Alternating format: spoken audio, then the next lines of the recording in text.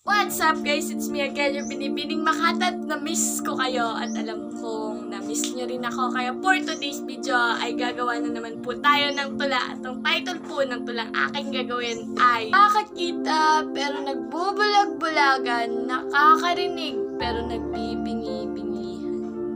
Isa ka rin ba sa humihiling na katahimikan, kapayapaan at kalayaan?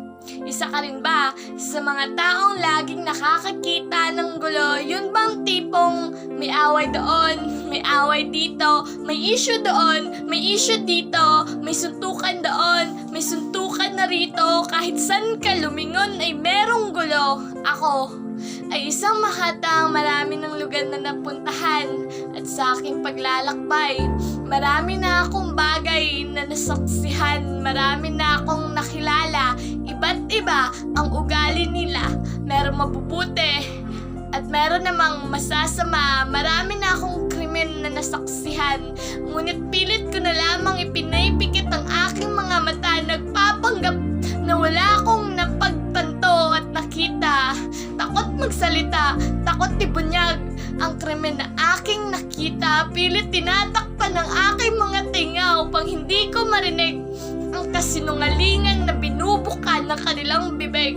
Yung tipong akala mo may mabubuting puso, meron palang kasinungalingan tinatago. Akala mo susugpo sa krimen, yun pala sinungaling. Grabe na talaga ang nagagawa ng pera. Yung tipong ayos lang gumawa ng kamalian, basta may malaking perang mahawakan, posisyon sa gobyerno ay pinag-aagawan, makakuha lang ng kapangyarihan, kapangyarihang matakpan ang krimeng kinasasangkutan. Paano kayo natatawag na taga-protekta ng bayan kung kayo mismo ang gumagawa ng kalokohan?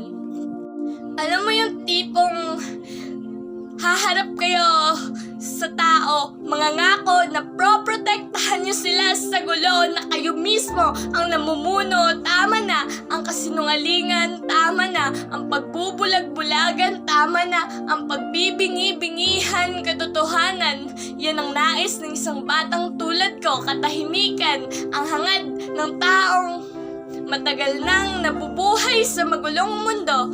Kaya sa lahat ng nakakakita pero nagbubulag-bulagan at sa lahat ng nakakarinig pero nagbibingi-bingihan, tama na ang pagtakip ng iyong mata at tainga, tama na. Kaibigan, maging matapang ka at isiwalat mo ang katotohanang iyong nakita. Muli, ako po si Binibining Makata. Doon ko na po tatapusin ang aking tula. Maraming salamat po sa panonood.